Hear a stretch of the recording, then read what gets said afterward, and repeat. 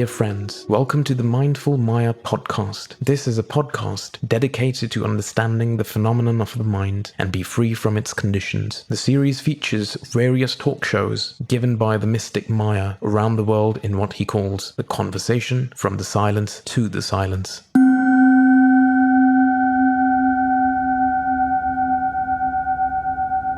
Maya, there is a lot of depth to the superficial daily life that we live, and it is common in every human being, despite of their backgrounds or despite of the cultural, linguistic, or any sort of differences.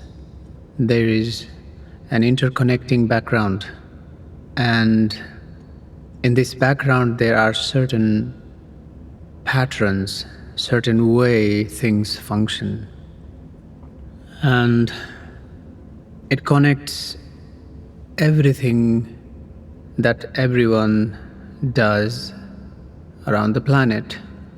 Think of it like the roots underlying the surface of the earth, and that the roots are all acting as one single being, just like the mycelium of fungus acting as one single entity that is connected throughout the planet. And we can't even say it's connected because it's one single entity. However, on the surface we see the division, the categorization, which allows us to distinctively understand different things as different things, which is helpful to distinguish things, to allow our life to be organized. It is helpful. And life as such does not bother if an individual wants to continue living, being unaware about the inner depths that one has within. It is totally all right. However, when we are unaware about our own inner functioning, there is a lot of possibilities that we suffer. We play the game of I am the victim in any situation of life. We'd want to put this I first, and to fulfill this I, we do anything. And if anything opposes our instance of trying to fulfill this I, then we feel fear, we feel anger, we feel anxiety, and to the point we go ahead and start fighting with each other. And this is such a multifaceted dimension to understand, because in the surface, the normal situation is the I and its story. And this I is your I as well, and everyone else's I. On the surface, this I trying to fulfill itself and its desires is a common pattern.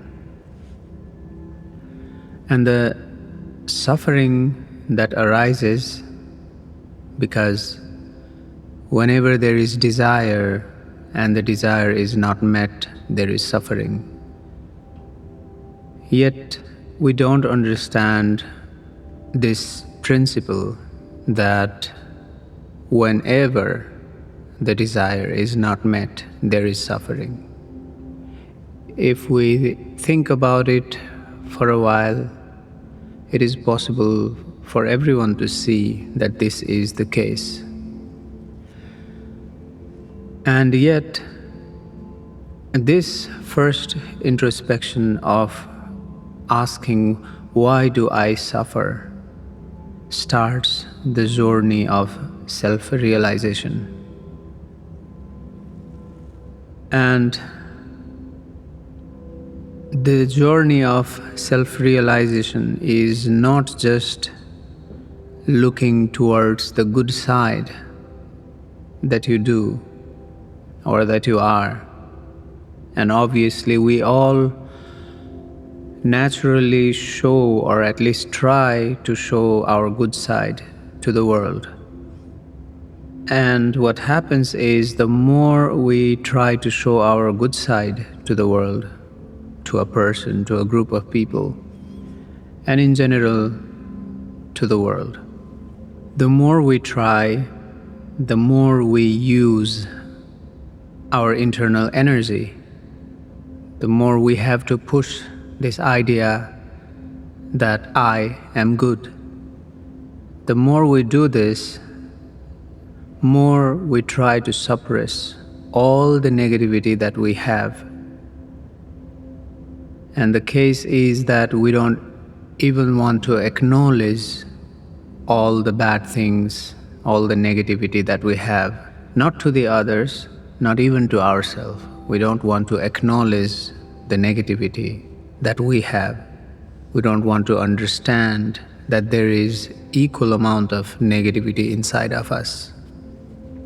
And the more we try to push this idea that I am good, the more contradicting it becomes, because more energy gets used and the more tired we become. And in this tiredness we show our true face. Then we suffer. We shout at somebody, we do certain act coming out of this outburst of suppressed negativity. Then immediately we regret, and regretting is another form of suffering. And yet we do not understand why we acted in such a negative way. Or more, we like to cover the way we acted and justify the way we acted by trying to again build up a false positive story onto ourselves. It is seen in the politics quite a lot. In the rush of speaking to a crowd, some politicians speak a lot of things that they later have to ask forgiveness for, because they have said certain something that offends a group of people. Then there is a protest. Then this person has to justify what he said. And if the justification is not enough, they'll have to publicly apologize. And this act of publicly saying something and apologizing and again repeating this same pattern over and over and over again, it is seen everywhere. And since it is seen everywhere, we find it as a normal thing to do so. However, each time a politician does something like that, we think that it is a very irresponsible act. But yet again, we go on seeing similar things in everyday life. When it is a politician speaking, it becomes a news. When it is you speaking or I speaking, it does not become a news, and it simply goes by unnoticed. And when little moments like these goes unnoticed, it does not mean that it doesn't affect at all.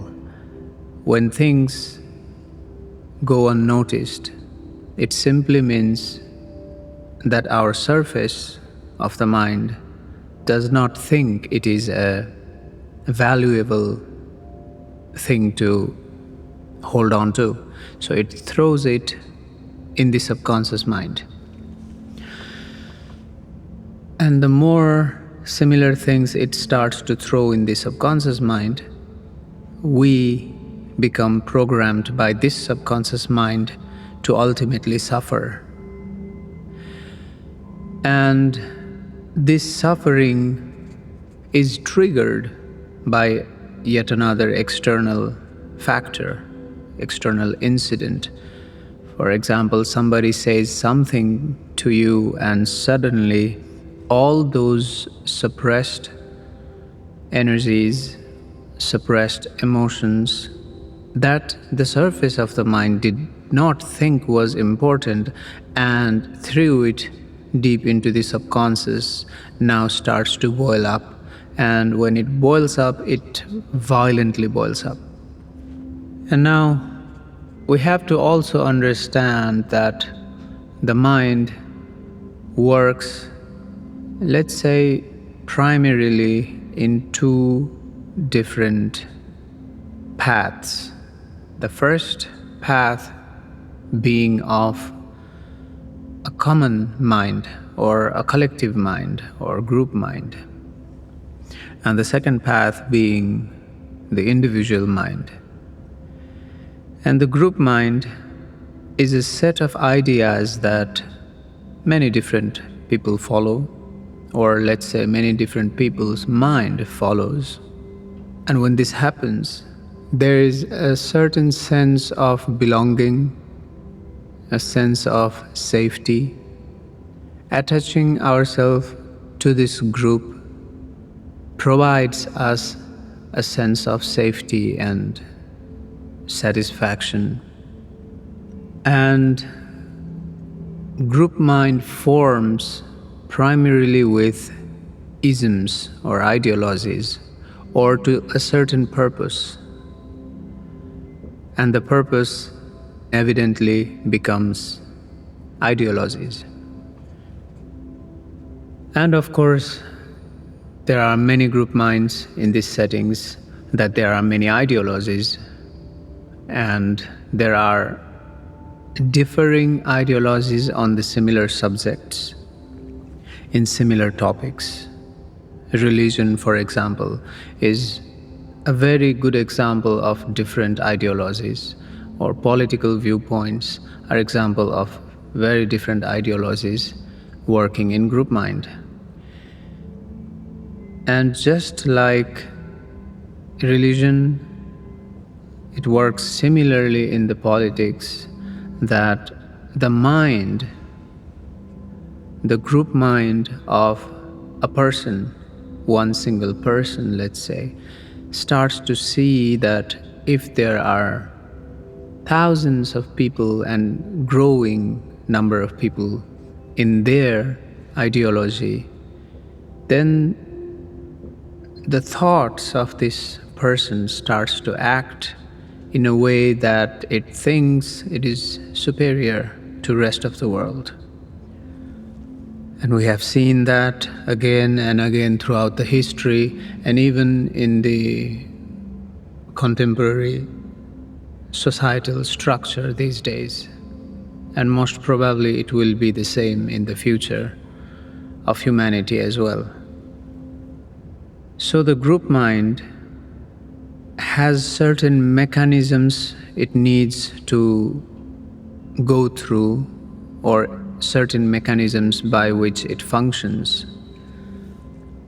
And existentially, this has not been a problem, because the very sense of group mind has provided us to survive, to grow, to create something for the greater good of as many people as possible. Because life, the basic function of the life as such, is the continuation, propagation, to continue procreating and continue surviving, not just life as in biological forms, but the existence as such. So, in this manner, the group mind has been of great help, but it starts to function in a contrasting way when an individual starts to see and understand how the group mind works and how an individual mind works. Because as soon as a person starts entering the individual mind, it starts to see all the negativity that this individual has within. It starts to see all the barriers that a group mind had put forth and was putting a wall between an individual internal freedom and that individual, or let's say the individual and his or her internal freedom. And without this internal freedom, there is no way out from the suffering. Now, group mind is not always more than one person's mind. There is a group mind inside an individual as well. Each and every person has an individual mind and a group mind. Or let's say each and every individual has a collective mind and an individual mind. Or collective consciousness and individual personal consciousness. So self-liberation starts firstly by analyzing all the internal factors of a person's misery. If you start your internal journey or internal analysis, you'll start to see that there's a lot of things inside that you hide from the world. And there is a lot of things that you wish the world sees you as. And you'll also see how your mind acts with the world while presenting itself or while presenting you to the world, and how it acts while you're alone. In a group mind settings, all the problems that we see in our life, the mind somehow finds someone else or something else to blame to. And when in psychology, if we present this as a trauma that developed as a result of a bad parenting or a bad relationship, then we are pointing outwards the problem. And this pointing outwards of the problem always goes on pointing outwards. For example, if I had a bad childhood because of a bad parenting, or if I had bad experiences of relationships and I have a trauma of that, then I blame my parents, then I blame my relationship. But it does not stop there, because they were as well mistreated in the past, and they were mistreated by their parents and their relationships. And they in turn were mistreated by their relationships and parents. And this chain never ends. And the mind finds easy to blame others because in doing so, it doesn't have to look inwards and find the misery, or let's say the cause of misery, inside. This is a group mind. Even within an individual, if this is the case, this is the group mind of that individual. And the approach of Tantra, or meditation, or individual mind, is to look inwards and recognize all the negativity, or at least start by recognizing one negativity at a time. Understand what it does and accept it totally. To accept the negativity that we have inside is not to act on that negativity externally in the world. It becomes easy because you don't even have to tell the world about your negativities. You can just know them, acknowledge them, and understand they exist. Because you are made up of a lot of different dimensions and many different states of emotions and energies, Maya. And the world has it such way that we like to put ourselves in a certain form and shape and ideas and characters and present as such and polish it, make it glossy and present it in a very nice way by hiding all the imperfections and negativities that we have within.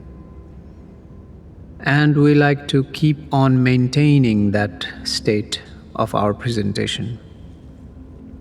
But the internal world does not work that way, and you know that it doesn't work that way. Knowingly that it doesn't work that way, we try to keep on maintaining our projection to the world, and we end up suffering a lot in many different ways.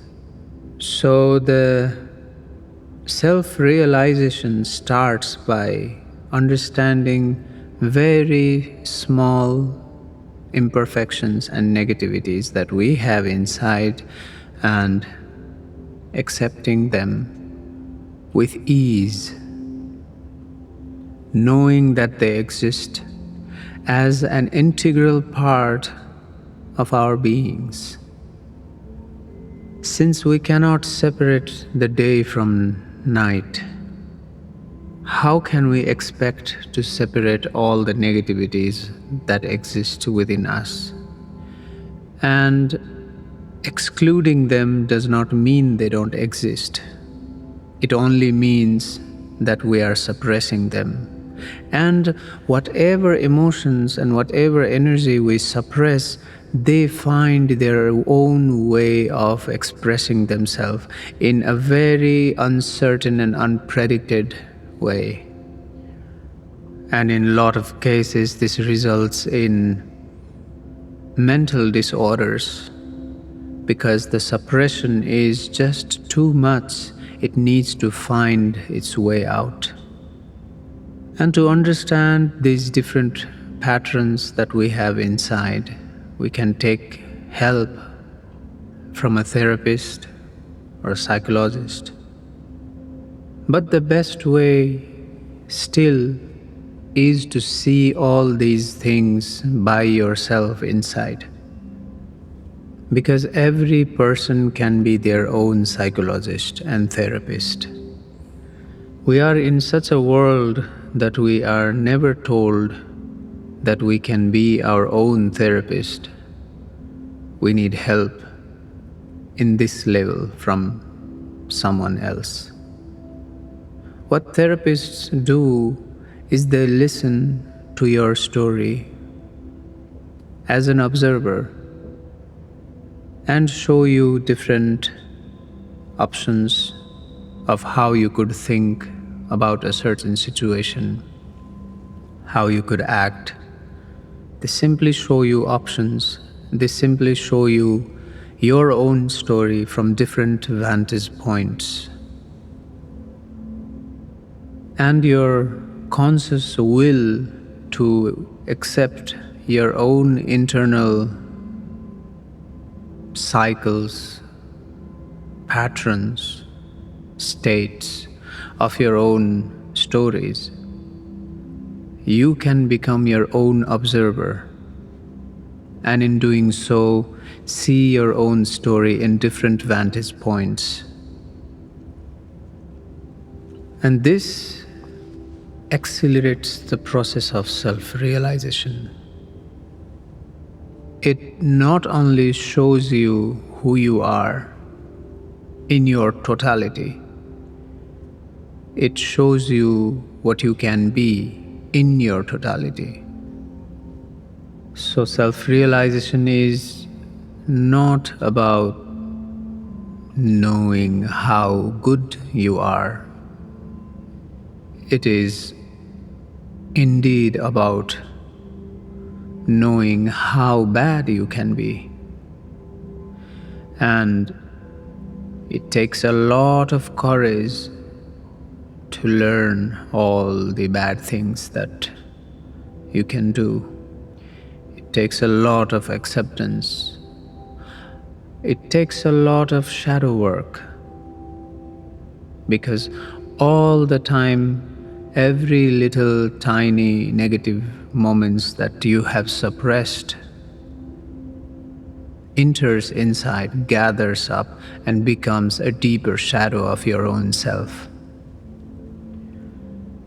And it is also about accepting all the harms that you have done to others during all these years, seeing them, understanding them.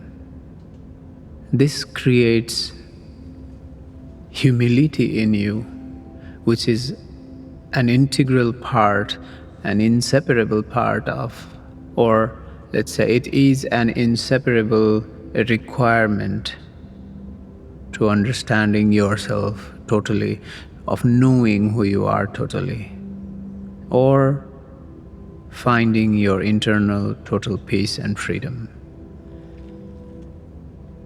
And also in this way, self-realization not only shows you who you are individually, or how your internal individual world functions, it also shows you how a collective internal world functions, or how an individual mind functions, and how a group mind functions, and how you can navigate between these in the world.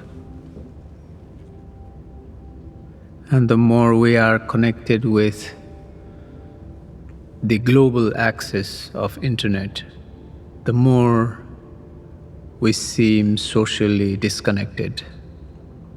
And it is going to be extremely important for every individual to go inwards and start the journey of self-realization.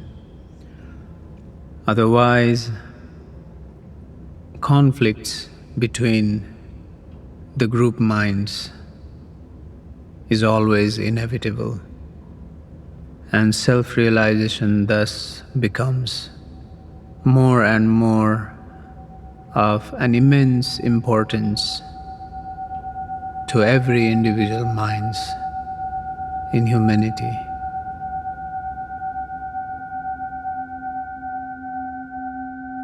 Dear friends, we want to publish these life-changing conversations as a book, and for that we need your help. Please leave your thoughts on our Facebook page, Maya Satsang, and also share this podcast with your friends. Every thought is valuable and every share counts.